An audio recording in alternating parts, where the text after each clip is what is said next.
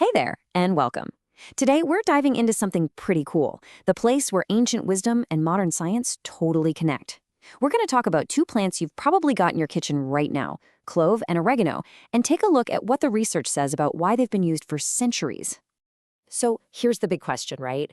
For generations, these spices were the go-to remedies. But what happens when we put them under a modern microscope? Can that old-school kitchen wisdom actually hold up today? Let's find out. Okay, let's get right into it. First up, we're going to build a bridge between these long-standing traditions and the actual data coming out of research labs today. You know, this isn't some new health fad. We're talking about knowledge that's been passed down for, well, forever. These plants weren't just for making food taste good, they were a core part of traditional wellness, especially for things like digestive health and keeping your body's microbes in balance. So what's the secret sauce? What's actually in these plants that makes them so special? Well, it all boils down to a few key bioactive compounds, which is really just a sciencey way of saying their most powerful active ingredients. Okay, these are the names you're going to want to remember: eugenol, carvacrol, and thymol. You can think of them as the tiny little engines inside the plants. These are the specific molecules that scientists are getting so excited about, and they're responsible for all the cool properties we're about to talk about. And it's pretty simple to break down. When we talk about oregano, we're really talking about the power of carvacrol and thymol. And when it comes to cloves, the undisputed star of the show is eugenol. Super easy. Now, this is where it gets really interesting. Look at this. All three of these compounds have a strong antimicrobial property, but then they also have their own special skills. Carvacrol is noted for its anti-inflammatory effects, and thymol is known for helping with immune support. So the combination of them all is what's really compelling. They kind of work as a team to cover more ground. But how do you get these amazing compounds out of the plant and into something you can actually use? Well, that's where a carrier oil comes in. Olive oil is perfect for this job because these compounds are fat-soluble. That just means they dissolve in oil, not water. So the olive oil gently coaxes them out of the plant material without using any harsh heat or chemicals that could damage them. So we've got the tradition, we've got the chemistry. Now let's get to the good stuff, the hard evidence. What are scientists actually seeing when they study these compounds in the lab? And this quote, wow, it really hits home why this research is so important right now. With the huge problem of antibiotic-resistant bacteria, scientists are desperately searching for new solutions.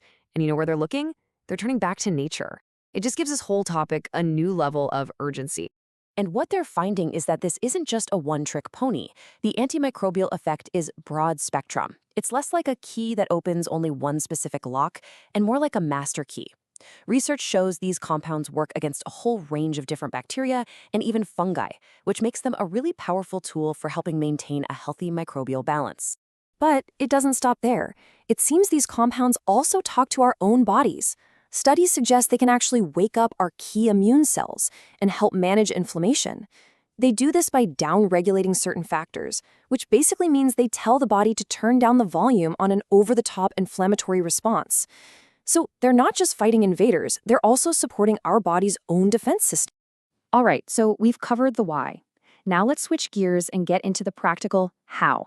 We're going to walk through a really simple, traditional way to make an infused oil that keeps all these amazing properties intact. So you might be thinking, why not just boil it all together and get it done quick?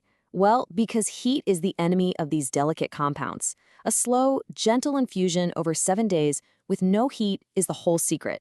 It's all about patiently pulling out the eugenol, carvacrol, and thymol without destroying them. And here are the steps. It's actually super simple. First, you just gently crush your cloves and oregano. This gives them more surface area so the oil can pull out more of the good stuff. Then, pour a high-quality olive oil over them until they're completely covered. Seal the jar up tight and stick it in a cool, dark place for a week. Sunlight's not a friend here. You'll want to give it a little shake once a day just to keep everything mingling. After 7 days, just strain it through a fine sieve or some cheesecloth, and boom, you have your very own infused oil. Okay, so we know how to make it, but this next part is just as important, if not more so. How to use it safely and responsibly. This is absolutely crucial.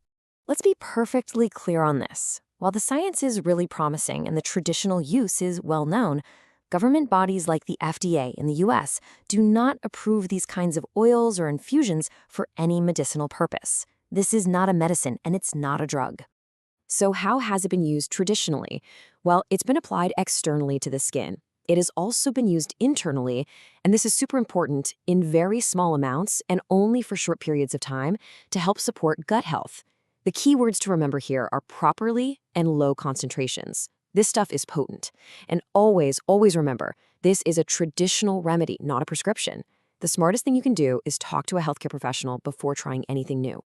And that brings us full circle. Seeing the modern science line up so well with these ancient traditions really makes you wonder, doesn't it? What other amazing remedies are just sitting in our spice racks or growing in our gardens, just waiting for a closer scientific look? Definitely something to think about. Thanks so much for joining me today.